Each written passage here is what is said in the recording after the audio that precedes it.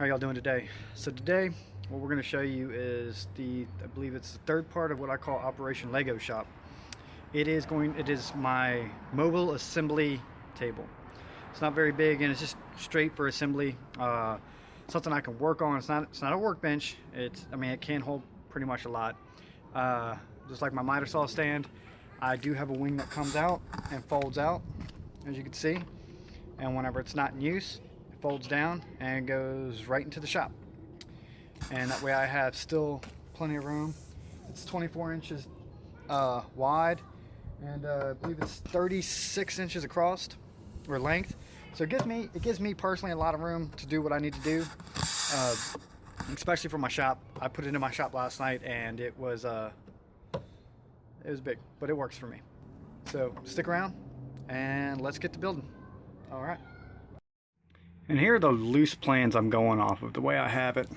My top is 39 and 3/4 inch long, 24 inches wide. So I'm gonna actually make the base a little bit on the inside. It's gonna be the crossbars here are gonna be flush with the sides here. So it's gonna be 20 inches because I want 2 inches on both the front and the back. I want 2 inches in so I can use for clamps and clamping. So these are going to stop right about here. This is going to be 36 3/4 from side to side, because remember I got to take the 2.5 or the 1.5 inch off of the 2x4s for where they're going to be here. So again, this is what it'll actually look like. This is the outside. This is the actual tabletop here. So I'll have tabletop there, and this will be on the inside of the base. This is going to be for the top. Basically, I'm also going to be doing the same thing for the bottom minus the top. The wood is actually 3/4 inches thick, or very close to it. So I have casters that actually end up to be 3 3/4 inches as well. These casters are going to be locking based casters, and they swivel. Fortunately, I got the ones that only lock one way, so it could still swivel, but I guess once I have all 4 on and they're not going to move. So I need to cut the length I want is 31.5 inches. I came up with this because I put my hand up against some other things that were about 3 feet tall or so, and that's how I came up with these measurements. So again, I put my hand up against, I stood up against a couple things that were about 3 feet tall.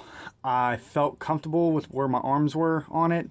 So that's why I'm going to make the whole thing total from the top here to the bottom is 3 feet. So 36 inches. All right, well, let's get to building. The first thing I do is go ahead and get all my boards cut to length. That way it's easy to lay everything out, and then that way I could just go ahead and start assembling it all together. So now I go ahead and get the tabletop laid down, get everything laid out, so I can go ahead and clamp it all up and then throw screws in. Come here. Come here.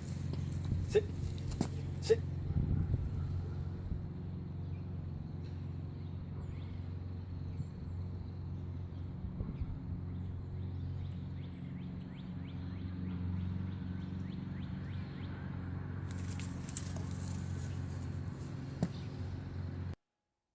So from time to time, you have to play with Gunner, the shop dog.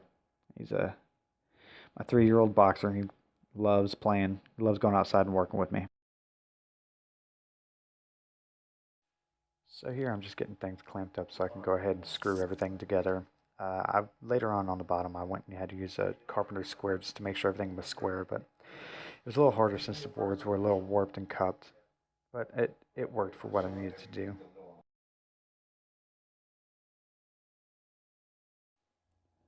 So I forgot earlier before I started assembling everything that I was going to use pocket holes to attach the frame to the top. So here I am just going ahead and using my Craig jig and popping the pocket holes in, and then I go ahead and screw the base down to it.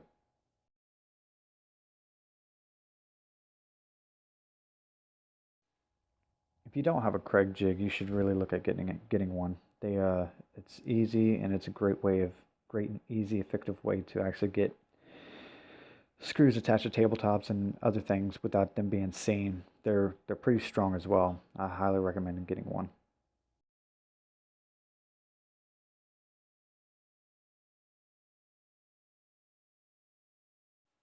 So here I am installing the legs. What you'll see is you'll see me use my carpenter square to make sure that the legs are at 90 degrees and that they're at a right angle. If you don't do this, you'll have a little issue whenever you put the top on. It'll end up being uneven. So now it's time to attach the legs to the top. As you can see, I'm using the carpenter squares to make sure everything's 90 degrees, so everything's straight. And again, it keeps it from having a lot of wonk to it. I end up doing have a little wonkiness to it simply because of the warp in the wood. Alright, so for the most part it's done. I just have to put the casters on it, but as you can see it is pretty solid. It's pretty solid. It has a little torque in it, but the wood I was using is were 2x4s, and 2x4s I got were on sale 70% off. So yeah, that's probably a big thing, reason why there's a lot of warp in it. But I couldn't go wrong. They were about $1 each. So for something simple as what I need to do in the shop, it'll work. Now it's time to put the casters on it, and that'll be the first. So putting on the casters were pretty simple. I was going to put them in the center of the three boards. I decided not to because of I have the stoppers on it, so I put it about 1/4 of an inch from the front and from the side. That way I can easily use the levers to step on to lock them in place. I just do it 4 times, so I mark them and then I go ahead and drill them in. So it's the second day, and I decided that I'm actually going to do some more to it than what I originally planned. I'm actually going to be putting the shelf at the bottom. I already put the bracing in. I did that yesterday. I'm actually going to reuse the old top from the old bench that I had from before, and actually going to cut that down to size. Actually, it's the right width I need it. I need the length is a little long, so I'm going to go ahead and cut that, and then cut the notches out so it fits perfect in there. That way it has some storage space. So today we're going to go ahead and put that on, and then we're also going to go ahead and put the wing on. Wing shouldn't take long. It's a lot easier now that I know what to do when I had the miter saw stand. All right.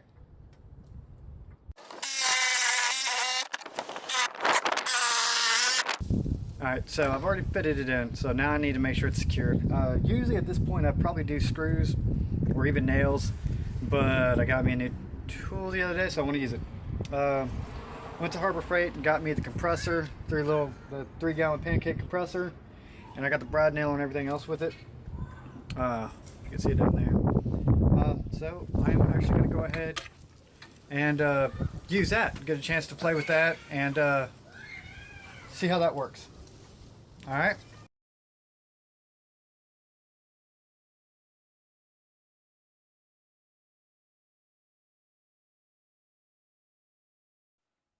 A little tip I got from Dave Picciuto, formerly known as the Drunken Woodworker, is when you're installing a hinge, tape both sides down so you have free range of it so it doesn't move on you while you're drilling it in and pre-drilling.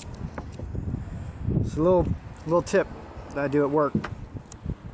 I only want to go so far with this. If I go too far, I'm going to pop out the side or at the bottom. I don't want that. So basically what I'm going to do is I'm going to take this, take a piece of tape, put it on there to the end of the threads, because here I'm not going to countersink this at all because I got the bracket there. And I'm going to put a piece of tape there. Some people flag it, some people roll it. I do a combination of both. Put it on.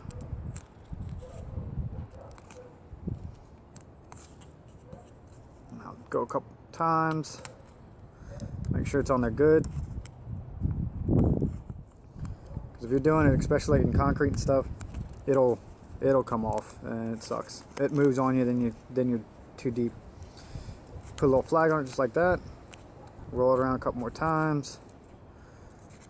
The reason why I like doing the flag method is because whenever you get to the depth that you need, it pretty much starts, you can tell because it starts pushing all the debris away. Sawdust. That's how you do that.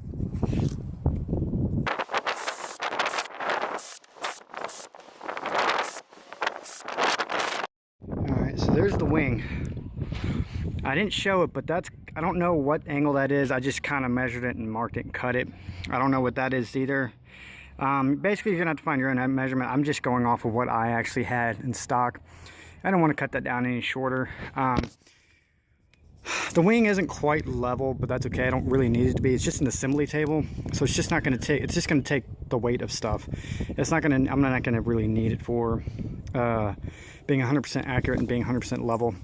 As you can see, I put a block up there. If you can kind of see it, there's a block there, and I put a block down there. That way, this wing arm can hold it up and has something that I can slide it in and out of.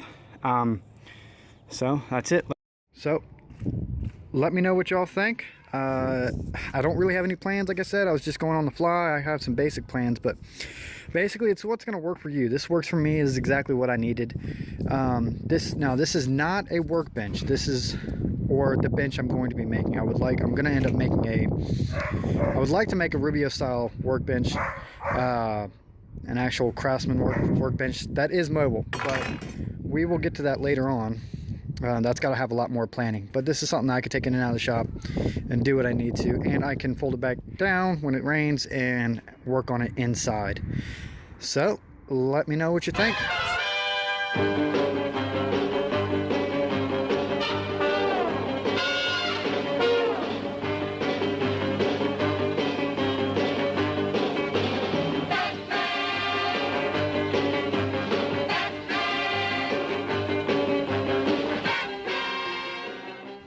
Alright guys, I want to say thank you for watching.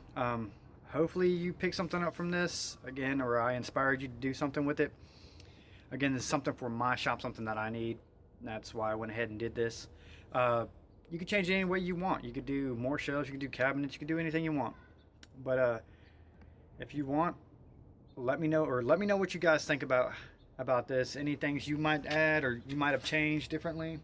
I know I had a couple of issues with some things.